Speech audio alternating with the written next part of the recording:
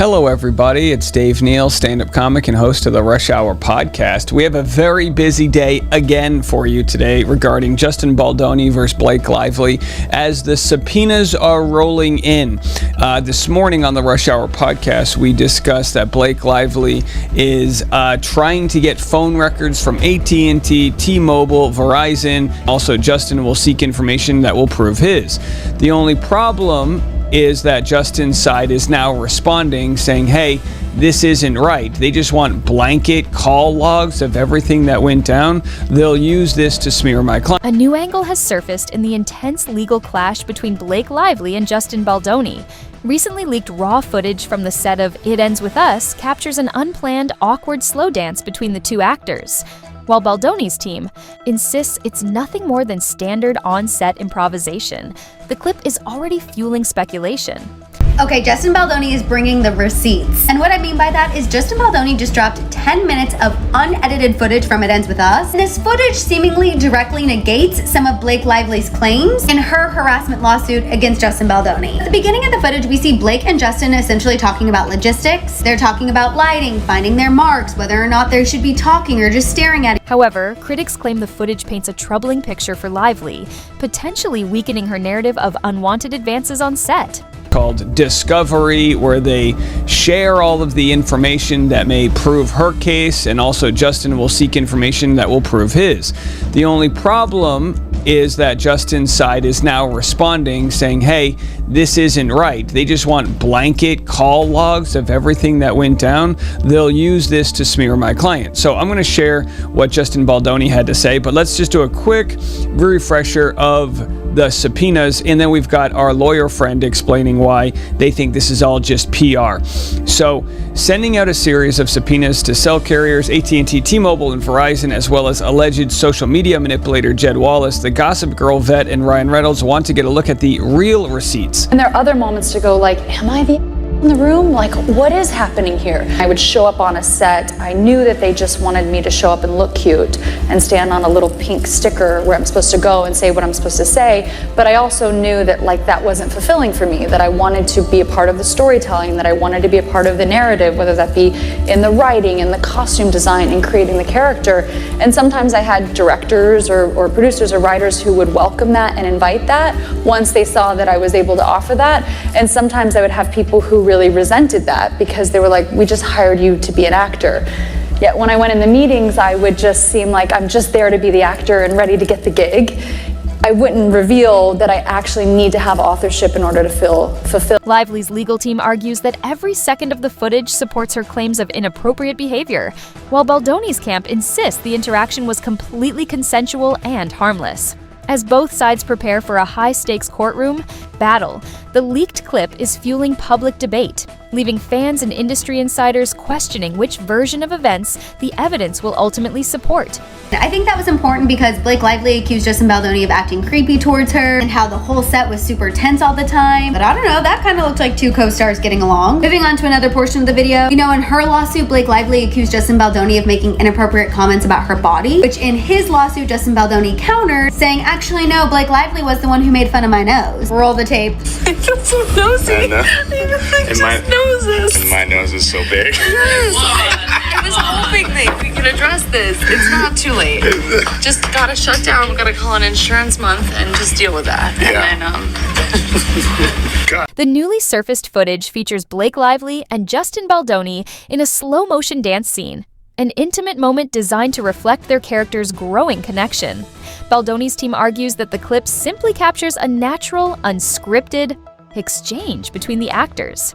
At one point, Baldoni playfully comments on Lively's scent, saying it smells good, to which she responds with a lighthearted remark about her body makeup.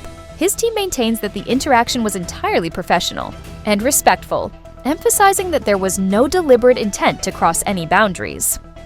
See me up. Like Lively's lawsuit, she accused Justin Baldoni of trying to kiss her without her consent during intimate scenes, and she also accused him of making uncomfortable comments saying that she smelled good. Let's score another. if you should I'm getting paired on you today. I'm probably getting very fast too. Well, it's not that. It's my body makeup. I could show nothing.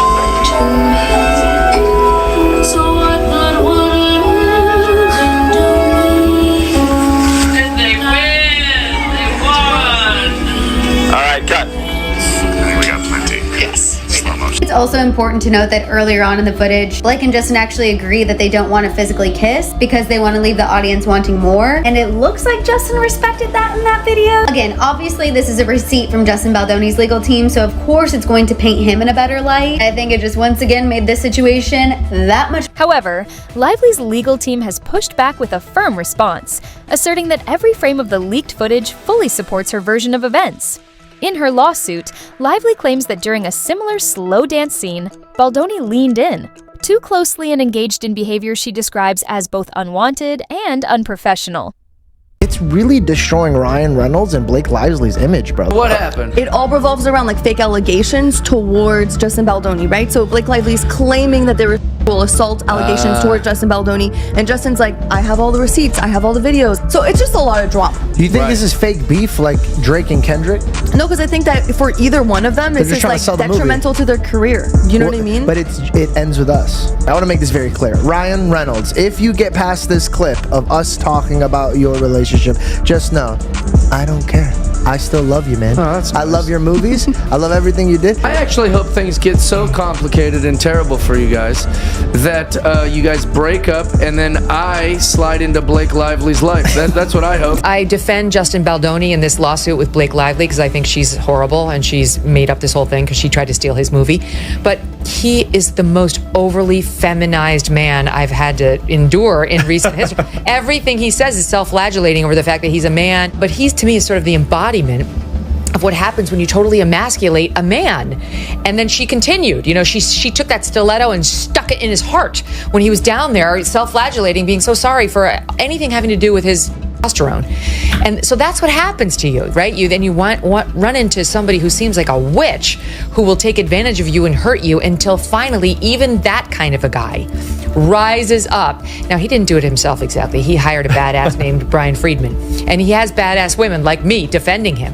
But slowly but surely, I think the male class is learning down on the floor, squirming and apologizing for being a man is not the... According to her complaint, Baldoni's actions, including repeatedly leaning in and making offhand remarks, created an uncomfortable atmosphere that Lively perceives as misconduct. As a result, this raw footage has become a key piece of evidence in the ongoing legal battle. It was a sinister PR move. Blake Lively then moved 11 days later to file a lawsuit. So now she has filed a lawsuit, and I don't think she ever wanted to do this. I think she genuinely wanted this to be a PR move, and she wanted to leak it to the New York Times. She thought the public would take her side with no questions asked, and instead the public is saying, no, we have a few questions here. And Justin Baldoni is going all the way to the wall on this. His lawyer is already giving interviews explaining just how nasty her team has played this. The lawyer's name is Brian Friedman. He stopped by the Megyn Kelly show, and here's some of the things that he had to say. First, he says there used to never be a sexual claim. There never was a sexual claim until she went to that civil rights office. Take a listen. There was actually no allegation of sexual harassment until the lawsuit was filed. We're going to be talking all things Blake Lively and her legal complaint that she's filed against her It Ends With Us co-star Justin Baldoni. Yes, the It Ends With Us movie drama does in fact not end. What's interesting about this story to me is the Justin Baldoni of it all. He is a self-proclaimed male feminist. He's woke. He speaks out against assault and sexual harassment, even toxic masculinity. And now in this legal complaint filed by Blake Lively, he's being accused of sexual harassment. I challenge you to see if you can use the same qualities that you feel make you a man to go deeper into yourself. And will you be man enough to stand up to other men when you hear locker room talk, when you hear stories of sexual harassment, when you hear your boys talking about grabbing ass or getting her drunk? Will you actually stand up and do something so that one day we don't have to live in a world where a woman has to risk everything and come forward to say the words "me too"? This is gonna be really awkward if these allegations are true. I will say, just for the record, I'm not a fan of either of these individuals, and something about both of them rubs me the wrong. Interestingly, the narrative surrounding Lively's on-set behavior isn't entirely one-sided. In a resurfaced clip from a past television appearance, Lively is seen responding calmly to a remark about her scent. During the interview, a host casually mentioned that she smelled good, a comment she appeared to take as a compliment rather than an offense. In that moment, Lively's demeanor was poised and confident, showing no signs of discomfort. Because Anderson Cooper was working for ABC, and when she enters the stage on this talk show or morning show, whatever it was, with Kelly Ripa as well, he says, "Oh, you smell so good."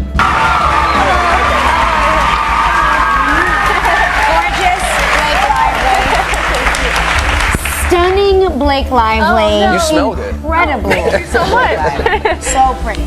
Yeah, he said she smelled good, and she said thank you. She did not sue him for SH for saying that. As we know, she said in the lawsuit that Justin Baldoni had told her that she smelled good, and she felt really uncomfortable with that. However, the situation appears to have shifted over time. In the same clip, a stark contrast emerges when Lively is asked a pointed question about her wardrobe. Her reaction in that moment is noticeably more defensive and agitated.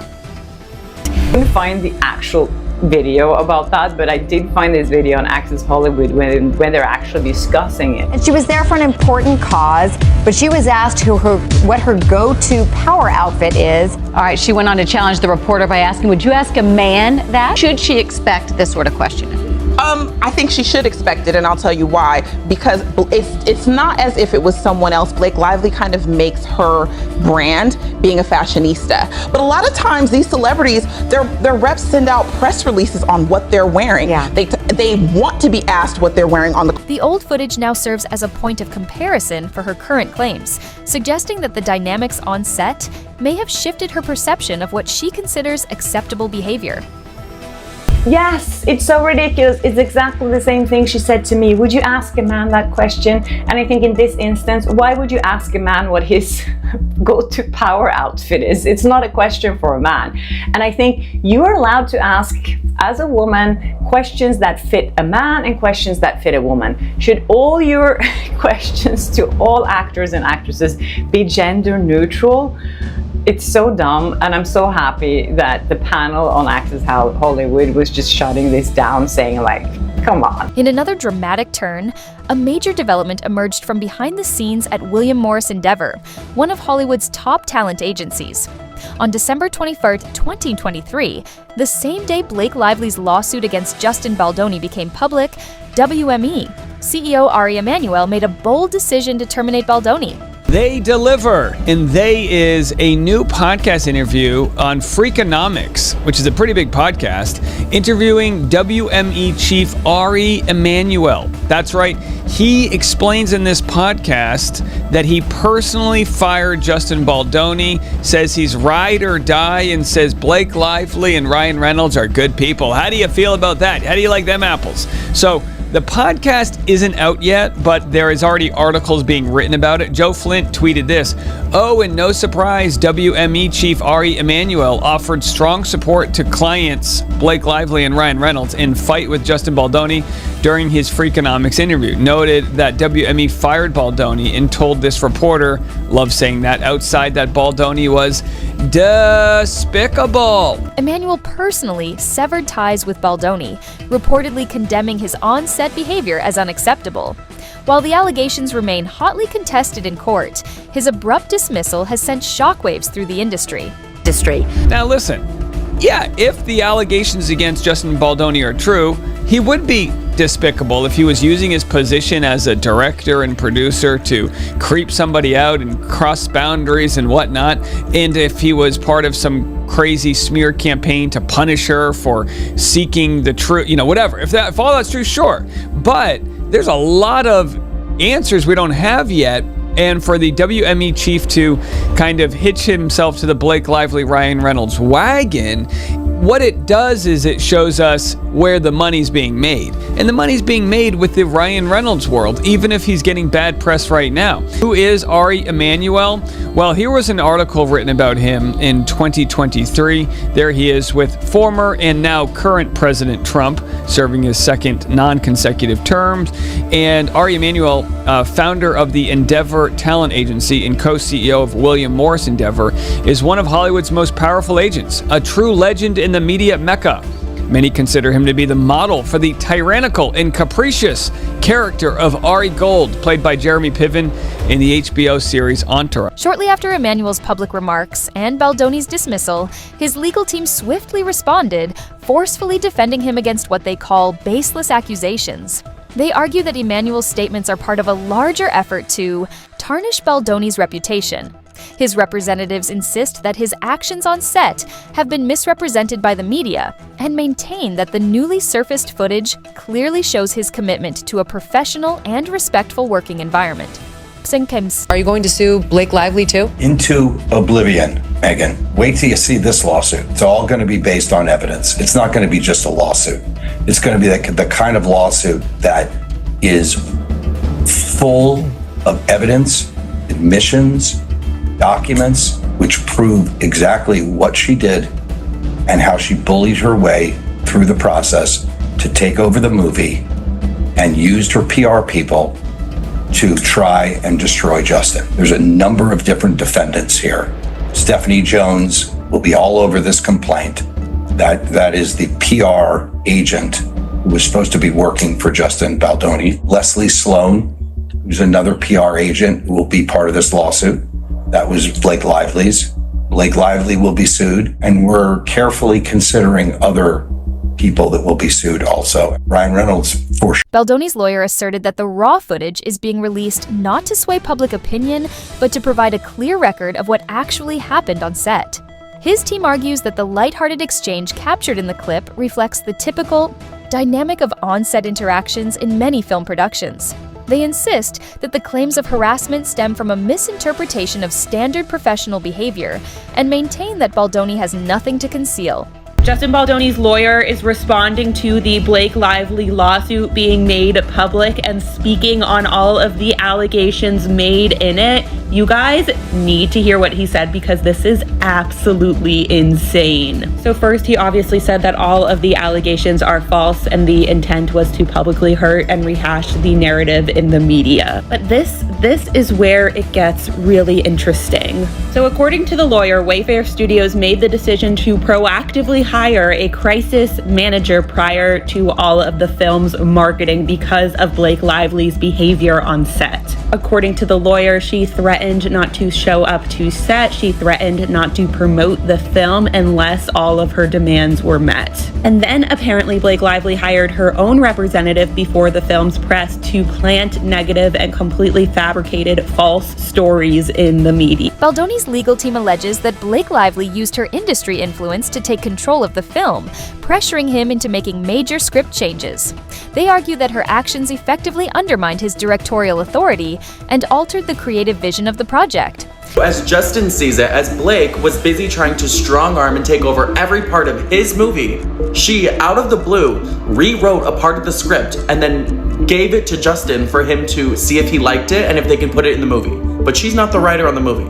And then Blake told him that he should come over to her and Ryan Reynolds' penthouse and talk about that part of the script that she wrote. But when he arrived, to his surprise, her best friend Taylor Swift was there, imploring him to use Blake's script, saying it is the single best thing she's ever read in her life. And keep in mind, this is all about career advancement for Blake Lively, and Taylor Swift has been one of the people supporting her in doing that and will be pretty ruthless to keep her friend succeeding. She even let Blake Lively direct her first project ever, which was a Taylor Swift music video. Blake Lively did not even read the book that the movie was based on. Correct. And we're not talking War and Peace. And then she wanted to, ixnayed all of the wardrobe choices, because when you're making a movie about a poor woman who's suffering from domestic violence, you want her to look like she has money. Right. That Blake said. That's what she did. She looks like she has money. Yep. And she's dressing in florals, and then she's going on this press tour pushing her liquor line and her hair care line, because that's what women who are trying to escape with their lives are worried about. That's what generated her negative press and led to a series of clips of her being insensitive in one way, shape, or form with other interviewers in the past. She has no one to blame but herself for that. Johnny Depp's attorney, Benjamin Chu, has weighed in on the escalating legal battle between Blake Lively and Justin Baldoni, calling Baldoni's public legal approach bold, yet unusually aggressive. Chu cautioned that if solid evidence fails to support Baldoni's claims, his strategy could backfire, ultimately damaging his credibility in court. His warning hints at a potential turning point in the case.